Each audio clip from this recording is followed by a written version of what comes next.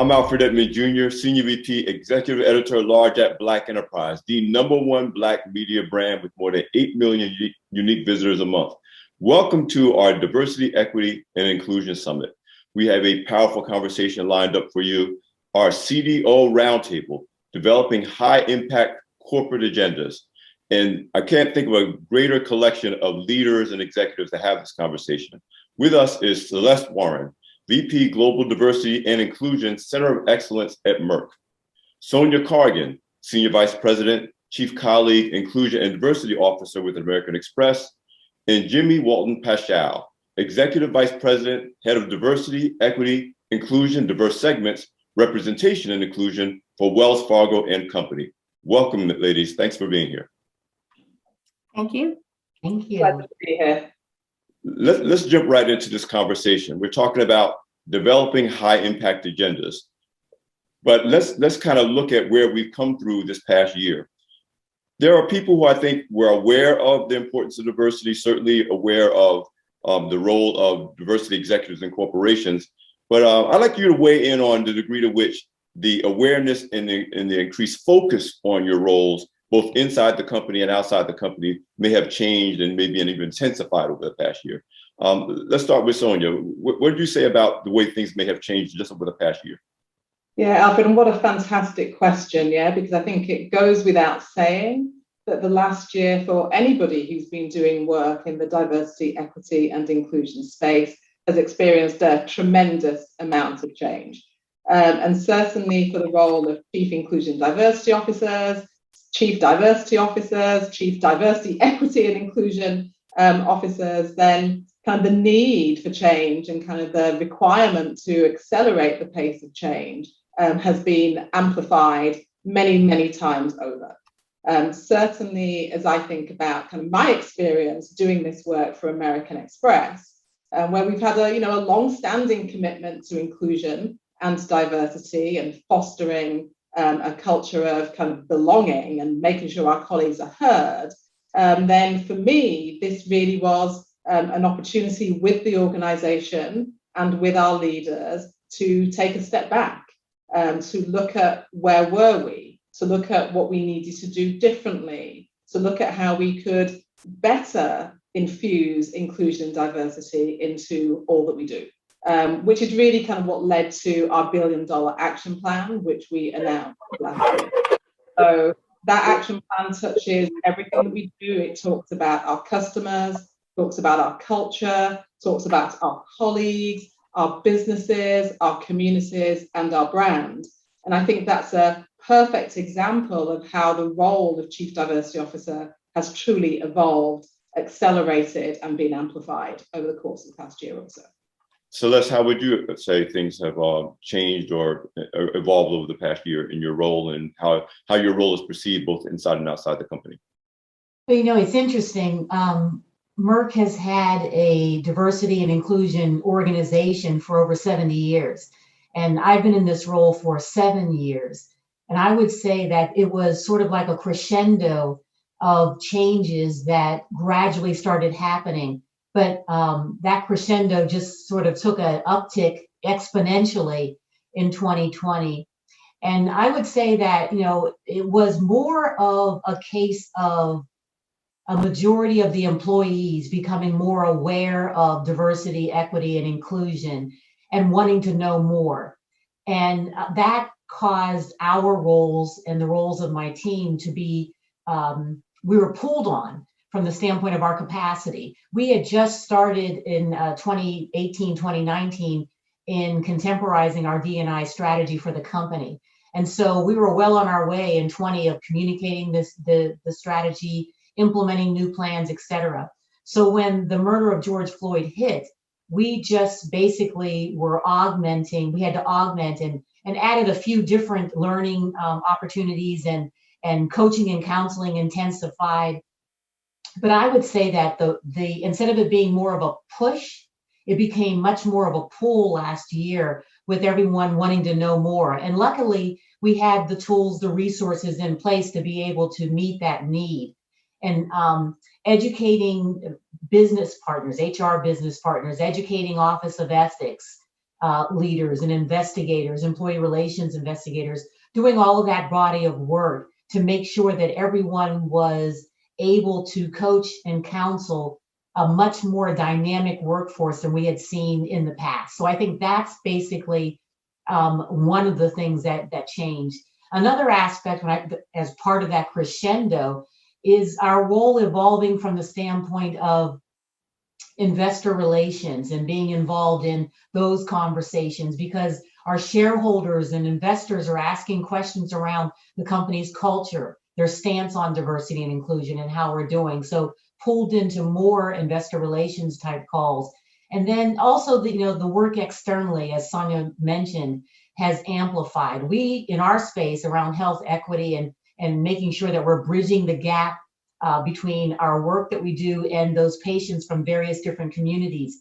The pandemic amplified the disparities in health. And so there were a lot of work that we had already had in place, but just stepped up those efforts a bit, especially in the Black and Brown community. So I would say those are probably the largest areas. Jimmie, I definitely want you to chime in. Wells Fargo really, but all of your companies, one of the reasons why we got you guys together is because you have established infrastructure, established histories, established practices in this space long before 2020. But you've had a journey at Wells Fargo that really speaks to not only what happened in 2020, but the idea that there are adverse circumstances where problems create opportunities for solutions, but you got to be willing to endure the adversity to get to those solutions and be proactive about it. So talk about your experience and how you've seen things change in 2020, even prior to that. Yeah, I certainly agree with what Sonia and Celeste have said. And I think we would describe it here at Wells as an inflection point that really mobilized the hearts and minds of employees of all backgrounds. Because when George Floyd was murdered, many of our leaders brought people together. And I remember when David Galleries brought the human resources leadership team together, and he called me and he said, would you start the conversation? And I said, sure. And he said, what are you going to say? And I said, I'm going to talk about teaching my son to survive a police stop before we could teach him how to drive the car. And I started to talk about being at my son's sporting events and sitting in the bleachers with mothers that were not African American and talking about this as a reality for the African American community. And they said things like, well, not Matt, he plays lacrosse, or, he's a great athlete, as though if he were to be stopped by the police, they would see that in him versus see him as a threatening, athletic, guy who could potentially be threatening. And so I think one of the power of this issue and opportunity for us is that many African American leaders across the company told their own stories. Each one of our operating committee members created convenings. They let employees organize them. They gave them an opportunity to shape the issue and to frame the conversation in a way that required that many of us render ourselves vulnerable about the realities that we lead. But people wanted to do that because they wanted to say, tomorrow it could be me. And would you feel differently about this if it were me or my family? So a lot of education through large conversations, through smaller conversations, but people's eyes are opened in ways that they have not been before. We've seen increased engagement in our employee resource networks. People realize they need to get more proximate to difference and to better understand it in a personal way versus as this clinical concept that some people might experience, but it wouldn't happen to people here. So I think the dialogue has been fantastic. I also think during that process, we heard from our employees about how they felt about their experiences within the company and the number of opportunities that they've applied for, that they don't always get feedback that's actionable in terms of being ready for the next opportunity. So there are a lot of processes that we have improved and changed. Our operating committee members are now OC sponsors of all of our employee resource networks. They are more deeply engaged in getting to know the talent and to understanding the range of issues that our talent may be experiencing in the company. Our CEO actually created a new function and hired someone from the outside to come in and lead that. Clever Santos leads diverse segments representation and inclusion. And so all of the business leaders who are creating strategies to penetrate diverse segments as customers and to grow their share of business with us are involved in that, as well as staff leaders that are looking to drive change, whether it's supplier diversity, whether it's my work, whether it's leaders in human resources. So we finally have said that this is a business imperative that we are informing through the voices of our employees, with senior leaders helping to drive the strategy. So it was a very hard year, a very difficult time, but a bit of an awakening, quite honestly, for many in our organization to want to be a part of the change and to look at our strategies and our approaches in terms of whether or not they are inclusive and are reflecting the voices of key stakeholders, not just our employees, but customers, as well as some of the other organizations that we partner with. You know, you talk about a couple of things that all three of you have kind of mentioned.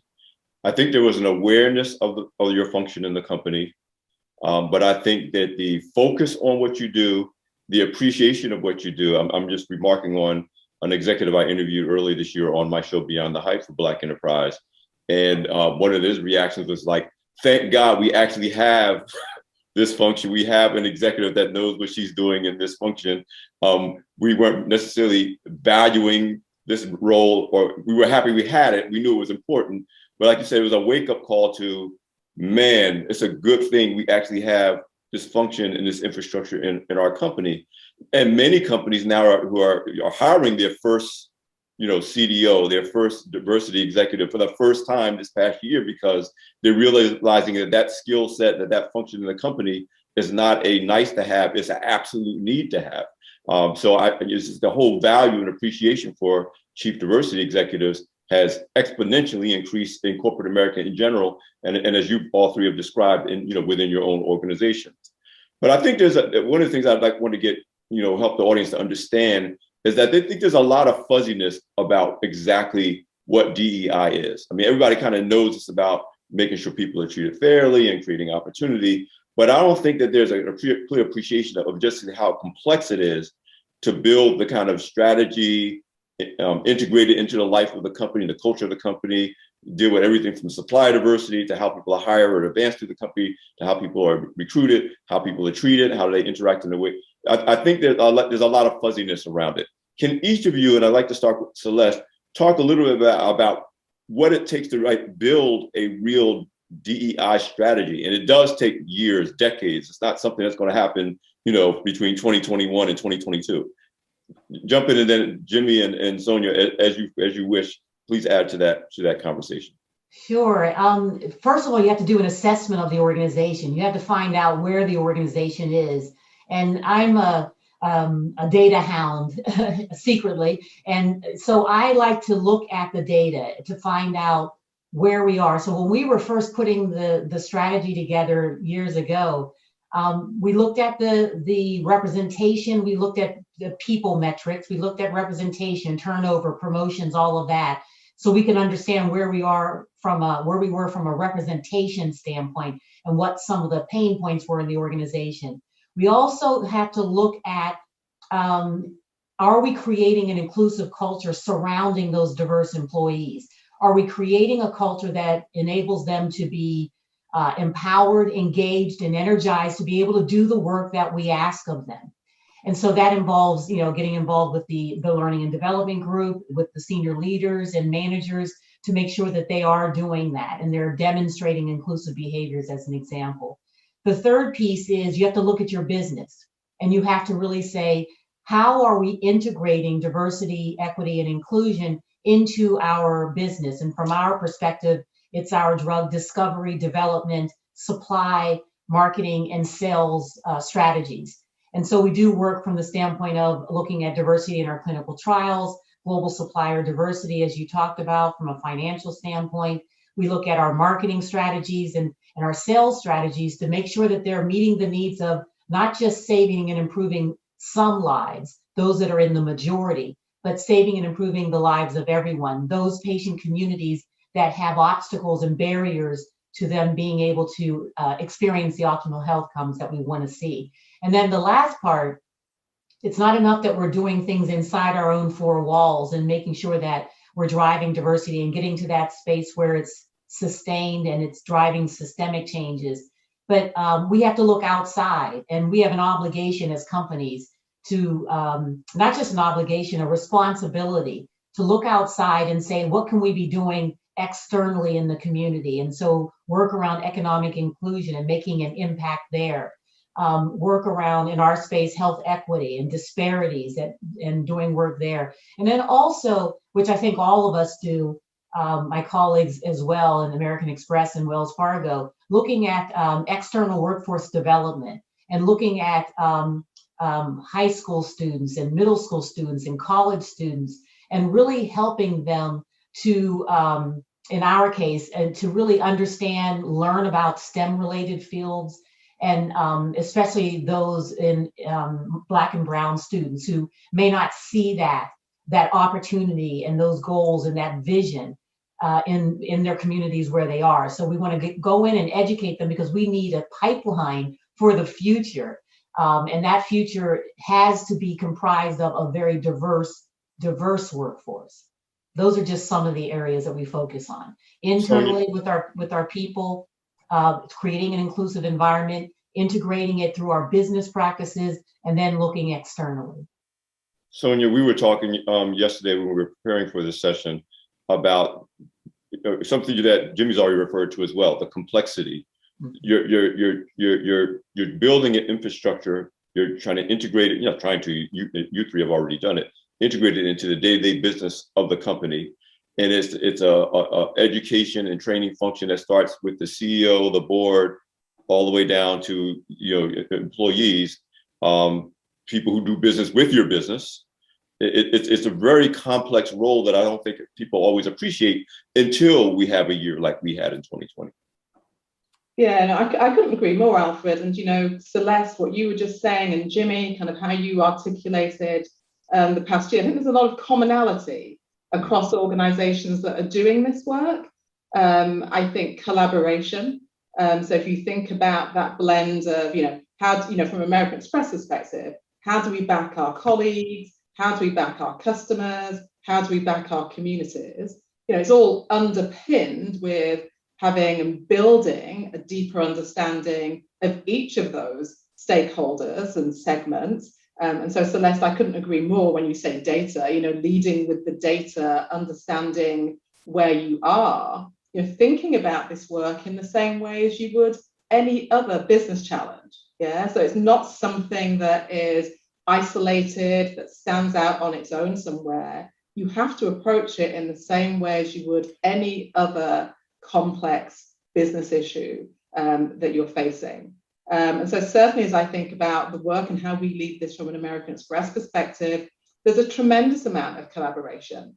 If I think about the work that we do supporting small Black businesses via our Shop Small campaigns, if I think about the work that we've been doing with Black female entrepreneurs, if I think about the work that we've been doing around financial education and training, or indeed the work that we do with our own colleagues, you can't do it without taking that time to take a step back, understand the current situation, and better understand the options and solutions that you can be presenting. And Celeste and Jimmie, you both spoke about culture. That's essential. Alfred, you spoke about executive sponsorship, the tone from the top. Yeah. How are we creating the space to have those safe conversations? Jimmie, as you described, having to share with your colleagues the experience that you have as a mum with your son and preparing him for the world. You can only do that if you've got a strong culture of inclusion, one that's safe, one that allows people to speak up and share their perspective. And that's at the core of much of what we do. How we have done that with American Express is we've always had a strong set of values. Alfred, you said that we've been in this space for a long time. Celeste, like you, I'm not our first Chief Diversity Officer. I hazard a guess I will not be our last. But last year, one of the things that we did was look at our values. Were our values explicit enough about inclusion and diversity? Of course, it was embedded into our business plans, but we actually took the decision to have 2 new values that spoke very explicitly about embracing diversity, standing for inclusion, so that we could help to hold people accountable as well. So it is complex. It is, we do need to weave it into everything that we're doing, from a business perspective, from a colleague perspective, from a community perspective. But we have to approach it in a way that is looking at all of our policies, all of our practices, all of the things that are seen, and in fact the things that are unseen as well. And as a CDO, it's almost bringing to light those things that are unseen to your colleagues, to your business partners, to help them see them and think about how they can then drive change in the organization. Jimmie, last year was kind of a global wake-up call because of the events of, after the tipping point of the George Floyd murder. And of course, we were dealing with a global pandemic. But speaking of, educating all the way from the top down, you have, every CDO has wake-up calls before the wake-up call. Like we had the global one last year, but you're constantly responding to wake-up calls. And in your case, there was a story that was reported on, of course, with your CEO. That was a wake-up call that created an opportunity for you to do some very, very important work at Wells Fargo. I definitely think our audience could benefit from that. Use your words, a case study for what a CDO really does of value inside and outside a company. Yeah, I do think that, Charlie made some comments that created an inflection point. And I would describe it to be difficult at the time, but we will look back on it as being transformational for our organization, because we had opportunities for Charlie and the executive leadership to spend more time with leaders at all levels in the organization, but specifically African-American leaders at the very top. They sat with them, they listened to their stories, how long they've been with the company, the types of career opportunities that they've pursued, some with success, some not, but frequently with insufficient developmental feedback, really concrete feedback that would prepare them for the next roles. It then cascaded down to Charlie's directs, who have continued to have those conversations within their lines of business and functions, going deeper into the organization. Because more senior leaders, I think, are more comfortable, for the most part, sharing their perspectives. By the time you get to the C-suite, you've got to have confidence and you've got to have courage. And you've got to know that if you don't speak your truth and try to act upon that in the organization, you won't be successful and the work won't be successful. So I think that's why connections like the one that we have here today and the other chief diversity officers that Sonia, Celeste, and I reach out to and connect with is, number one, for support. Number two, for best practices. So we are thinking about doing this. Do you think it will work?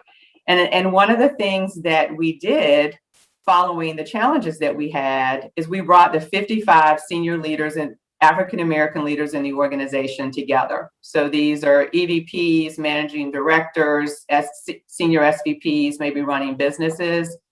And we had a 4-week agile sprint where we asked them to say what is missing from the outreach to recruit, to how we develop, how we welcome people and acclimate them to the organization, as well as how we support them to prepare for opportunities to advance. And that has resulted in a set of 55 initiatives that we are now moving against as it relates to the entire talent lifecycle. So what is the onboarding process when someone comes in? Can we give them a peer that could help them navigate the organization and understand it?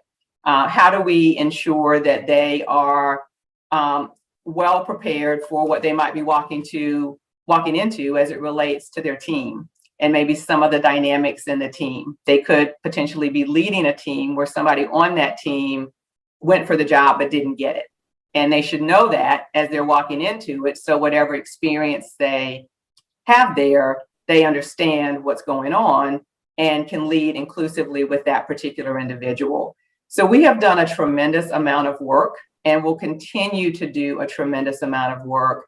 I think the significant positive for us is the employees are helping to shape that work. They're helping to define it. And then they're helping to take it back into their lines of business and help to implement it. So it's different than something that's coming from the office of the chief diversity officer or the head of human resources. These leaders can go back into the business and say, I've been participating in meetings around this for the past 6 weeks. And we've discussed, we've debated together, we've prioritized, and this is where we've landed on what we think the vital priorities are for now. It doesn't mean that some of the other things aren't important, but it's a matter of sequencing and pacing. And I think that is really helping because the leaders own it. They feel a part of it. They helped to develop it. And there haven't been many things in the past of this significance that had this level of involvement. And I think we're learning from it that we need to take more processes like this and do the same thing, to invite more people to the table, to get the insights and perspectives from people that are on the front lines dealing with customers or dealing with other stakeholders, to make sure that we have a comprehensive view of what is needed versus what you may see from your seat as a senior leader in a vertical function, sort of with blinders on maybe a bit, or really focused on your space. Yeah. So I could go on and on, but we are making a lot of progress, and there's a lot of exciting things happening, whether it's with our support for minority deposit institutions. We've invested $50 million in that space. We are utilizing a lot of our PPP fees to support diverse small businesses. And so we are taking the benefits that we have and the intellectual horsepower and talent and trying to use a combination of that to enhance communities, businesses, and other key stakeholders. Yes. So each of you have also made the case that this function has to be treated, and you approach it in your organizations just like every other business function that's tied to the life and performance of the company. And that means you have to deliver results. Now there's an even added scrutiny because the average person is seeing, every other day companies announcing we're going to invest in this, we're going to pledge that, and there's this added layer of you, corporate America, made a lot of promises about how you're going to do different and pour more effort and resources to address the issues of inequities in our society. And now we're in middle of 2021, we're starting to have this. Are they doing what they said they're going to do? So in addition to your own metrics and goals, I just like people to get an idea of how do you measure your results? How do you both internally and then of course externally, and then of course you have your own personal goals. Every professional wants to excel in their profession. What are the things that our audience should look at as a way to measure who's really being effective at this, particularly in this current environment, and how is performance measured? We already talked about data, and I'm not suggesting that you shouldn't continue to talk about that. But how do we tell who's doing this well? And we think you're doing it well because that's why you're here.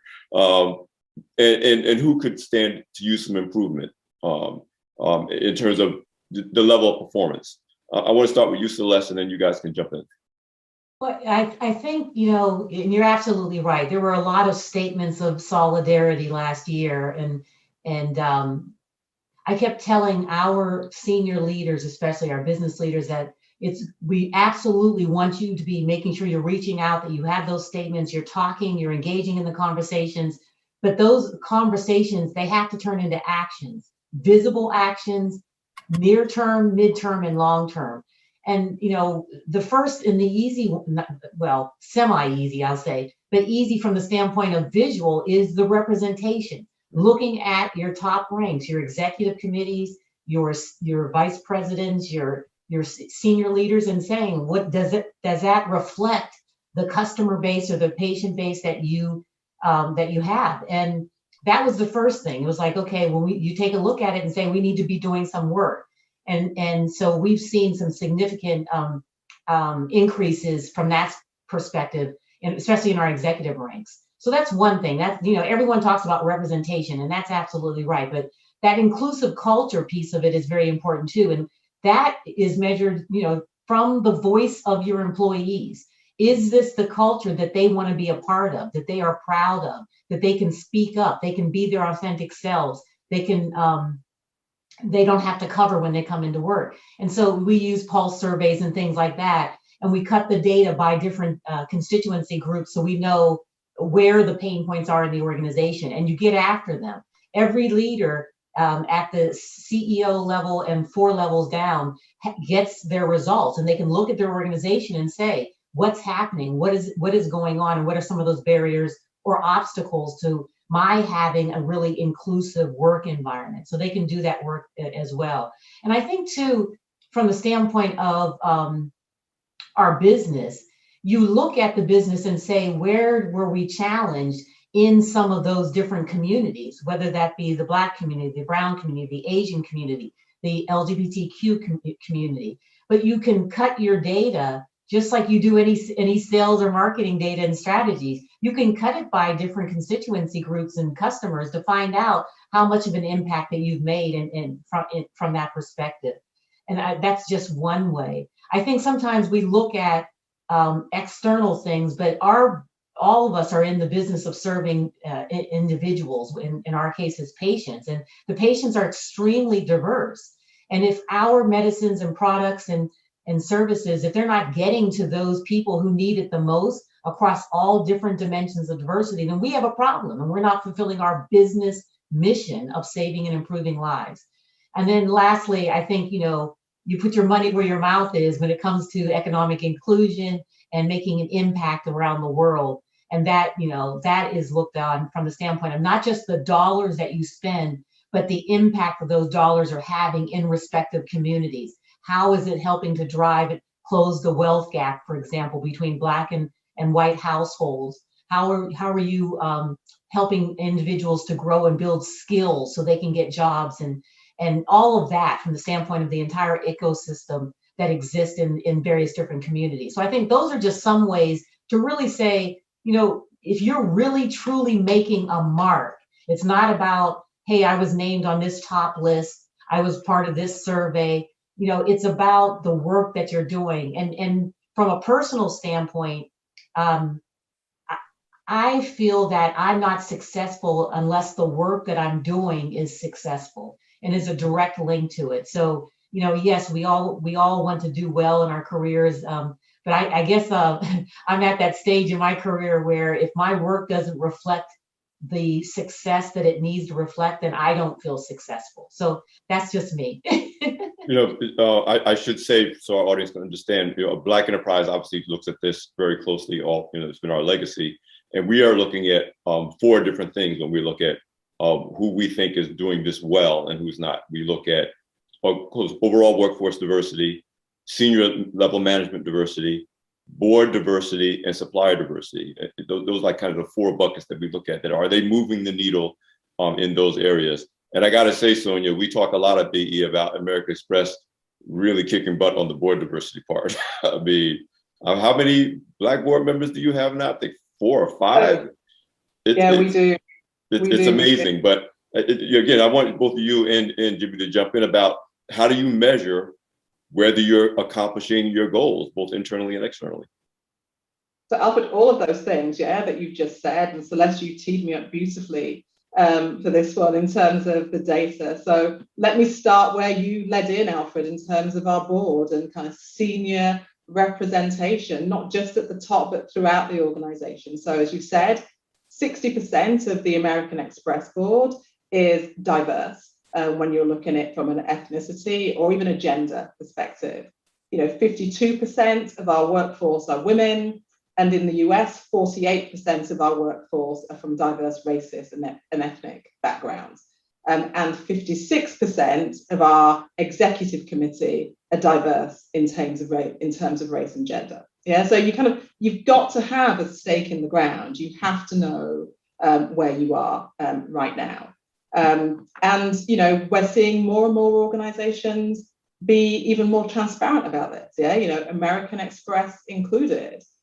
We augmented our ESG disclosures in our report that we published in 2020. And in fact, just a few weeks ago, we did an interim update focused specifically on our diversity, equity, and inclusion progress since we've made our commitments in October of 2020 as well. So I think having the data, having the right level of transparency, and reporting on an ongoing basis is essential. I would second, Celeste, your point around culture. So, you can have as much diversity as you want in your organization. If you don't have the right culture, an inclusive culture where people know that they belong, where they can be their very best selves, then you're not optimizing the innovation and the creativity that we know diversity brings to our businesses and that allows us to have kind of a vibrant business environment and success over the short, medium, and long term. So similar to Celeste and Merck, and I'm sure Wells Fargo, we do pulses. We measure inclusion via a very specific pulse index on our survey as well. And then externally, of course, we're thinking about our customers, we're thinking about our communities, we're thinking about brand relevance, brand relevance in the Black community, brand relevance in the Asian community, and more broadly as well. What can we do to ensure that our products and our services absolutely meet the needs of a really broad set of customers? And you asked about personally. And the anecdote that I give people is, we've been, when you've done this work as intensively as we have done this work over the past 15 months, then sometimes at the dinner table, you have a conversation about your work. And my husband and my kids made me take a step back just a couple of weeks ago when they said, think about it. The work that you're doing every day today for American Express, somebody 10 years from now will join the organization as a direct result of something that you and your team have put into place today and in this moment. And so when I kind of think about that, and you think about impact, and you think about opportunity to leave a legacy in an organization, I couldn't ask for anything more right now to, help people join great organizations like American Express, do our very best so that we're bringing people on through all of the ranks, thinking about emerging talent more broadly in our communities, and shaping cultures and businesses that will be fundamentally different tomorrow and the next day and years from now, so that everybody is better able to reach their potential. So when I think about it personally, that's what this means to me. Jimmie, you, and I sort of want you to also, weigh in on that question as well. But I also want to, again, make the point that we are talking to organizations that have decades of work on this, that built on this. And now we use it as a segue. So Jimmie, I want you to say whatever you wanted you had in mind to say before I go down this direction. But I also want to segue to this idea that you have an awful lot of companies that are just new to the table in this space. They're hiring their first people, they're putting in their first organizations. And and I'm speaking to this topic of results and how you measure results. On the one hand, they're just getting into this space maybe over the last 5 years, maybe just last year. On the other hand, all of corporate America is under outsized pressure to deliver immediate impact and immediate results. And all three of you know, this is not like a success overnight, get it right tomorrow endeavor. I mean, each of you have talked about the things you had to navigate over the years, and your predecessors have had to navigate over the years to get us to this point. So Jimmie, when we talk about performance, and again, I still want you to talk about your current situation, but also talk about what a lot of these companies that are trying to do the right thing because of the inflection point of the past year, but give them an idea of what a new CDO, or CD executive, CDEI executive is going to be faced with when you're talking about trying to deliver actual impact. I would love to, and I'm sure all three of us get a lot of those calls because I think people are looking for seasoned executives in this space who have been potentially through some type of organizational challenge, whether it was CEO and other leadership changes, maybe whether it was a reputational challenge. And so through LinkedIn and lots of other venues, we are all being contacted because people recognize that if you're just getting a chief diversity officer now, you need someone who is battle tested, who brings the acumen, the experience, the calm demeanor, but directness in terms of navigation to have the right conversations. And so I think the first thing an organization should consider is, are they willing to be broken open? Are they willing, really willing, starting with the CEO, to step back and say, as the executive leadership of this company, what has been our role in where we are now? And what are we prepared to change? What are the lessons that we're prepared to learn? What is the work that we are prepared to do to, number one, understand our current workforce and the challenges and opportunities there, what we may be missing in the marketplace in terms of talent, but potentially also in terms of customers and partners, because we're not seen as a company that has cross-cultural competence. So when somebody's looking at who they want to do business with, they're looking at all of these things that we have been talking about. And I think that many companies don't think about it that way. They think that they've been around for a long time, that they've got a great product or service, and that they pay well and have good benefits. So they should be able to attract great talent. And those things are fundamentals, but they do not take the place of courage, difficult conversations, and intention around inclusion and addressing non-inclusive behavior. So I think one of the challenges that I know all three of us have experienced is people will call us and say, could you go talk to Sam? Because he was in a meeting today and he said, something about, not wanting to promote a woman because she may not come back from maternity leave. So why should we give her a bigger job if she's about to go out or something like that? And that should have been called in the moment by the people that were in that talent conversation. And so we've got to build a culture where when people hear something that they know is incongruent with what we are articulating as our expectations around diversity, equity, and inclusion, that they call it in the moment. If one of us were to call an employee the next day about something that they said in a meeting that we weren't in, they may hear the message, but it's not as relevant as it actually happening as close to the moment and from a leader that they know and respect. And so really helping to build a leader's competency and comfort with being willing to potentially disrupt relationships that are important to them to give feedback, because that is how you build trust. Some of the most difficult feedback I've gotten early in my career, somebody told me that, I wasn't perceived to be strategic. And I said, I think I'm the most strategic person on this team. And they said, I agree, but you're not showing up that way. You're letting the conversation in the room kind of pull you back down to the tactics. We need you to keep pulling us back up to the strategy. So if you think about that as it relates to diversity and inclusion, we've got to acknowledge in the moment, coach in the moment, and potentially have some follow-up conversations afterward. And we need leaders at all levels that have the confidence and comfort and expectation of doing that.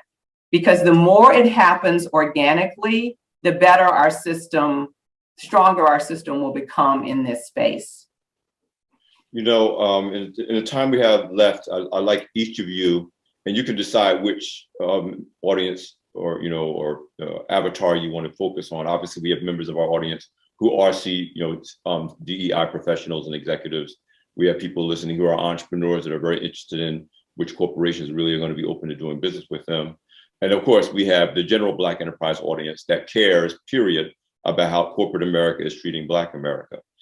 What are two key takeaways from each of you that you will want people to walk away from this conversation from, in terms of appreciating the work of DEI, appreciating the importance of DEI, and setting expectations for what we need from DEI executives in corporate America as we move it through this very important, we're still in that inflection point, I would say, for the next at least 2 to 4 years coming off of 2020.